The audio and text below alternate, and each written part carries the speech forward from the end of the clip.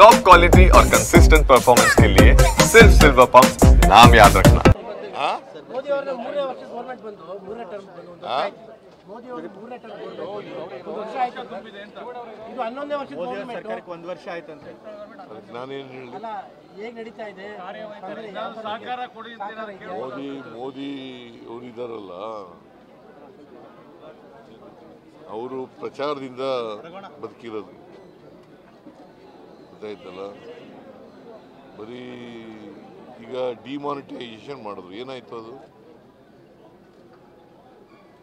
Demonetisation ಏನಾಯ್ತು ರೀ? ಯಾರಿಗೆ ಅನುಕೂಲ ಆಯ್ತು? ಅಚ್ಚಾ ದಿನ ಆಯಗ ಅಂತಂದ್ರು, ಏನಾಯ್ತು? ಏನಾಯ್ತು ರೀ? ಪ್ರತಿ ವರ್ಷ 2 ಕೋಟಿ ಉದ್ಯೋಗ ಕೊಡ್ತೀವಿ ಅಂತಂದ್ರೆ ಏನಾಯ್ತು?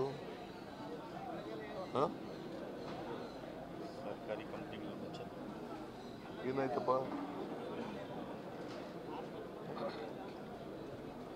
ಆಮೇಲೆ ರೈತರದು ಎಲ್ಲ ಸಮಸ್ಯೆಗಳನ್ನು ಬಗೆಹರಿಸ್ತೀವಿ ಅಂತಂದ್ರೆ ಏನು ಮಾಡಿದ್ರು?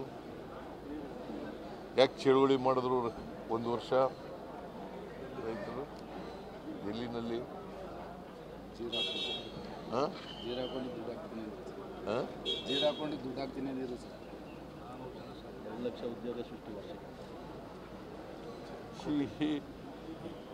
ಅವರು ಏನು ಹೇಳಿದ್ರು ಮೇಜರ್ ಆಗಿ ಒಂದನ್ನೂ ಮಾಡಲಿಲ್ಲ.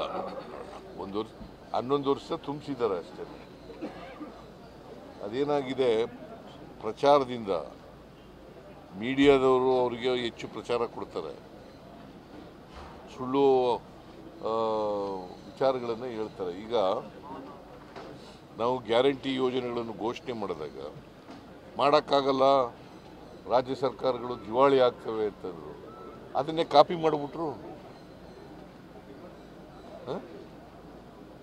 ಕಾಪಿ ಮಾಡಿದ್ರು ಇಲ್ಲ? ಮಧ್ಯಪ್ರದೇಶದಲ್ಲಿ ಏನು ಮಾಡಿದ್ರು, ರಾಜಸ್ಥಾನದಲ್ಲಿ ಏನು ಮಾಡಿದ್ರು, UP-ನಲ್ಲಿ ಏನು ಮಾಡಿದ್ರು, ಡೆಲ್ಲಿನಲ್ಲಿ ಏನು ಮಾಡಿದ್ರು?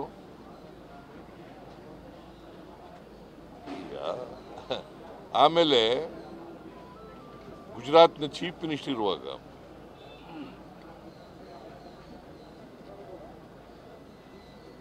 ಡೆವಲ್ಯೂಷನ್ ಆಫ್ ಟ್ಯಾಕ್ಸಸ್ನಲ್ಲಿ 50% ಬರಬೇಕು ಅಂತ ಹೇಳಿದ್ರು.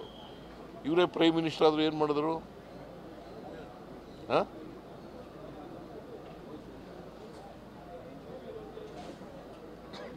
ಮಾಡಲಿಲ್ಲ. ಏನು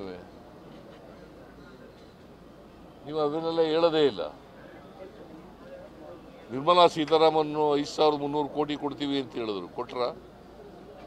15ನೇ ಹಣಕಾಸಿನ ಆಯೋಗದವರು 11495 ಕೋಟಿ ಕೊಡ್ತೀವಿ ಕೊಡಬೇಕಾಗಿತ್ತು ಅಂತ ಹೇಳಿದ್ರು, ಶಿಫಾರಸು ಮಾಡಿದ್ರು, ಕೊಟ್ರ? ಇವೆಲ್ಲ ಮೇಜರ್ ಅಲ್ವಾ? ಕರ್ನಾಟಕಕ್ಕೆ ಅನ್ಯಾಯ ಆಗ್ತಾ ಇದೆ.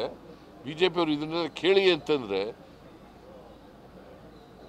ಇಲ್ಲಿ ಸುಳ್ಳ ಜನಗಳಿಗೆ ಸುಳ್ಳನ್ನ ಇಟ್ಟು ಅಪಪ್ರಚಾರ ಮಾಡ್ತಾ ಇದ್ದಾರೆ.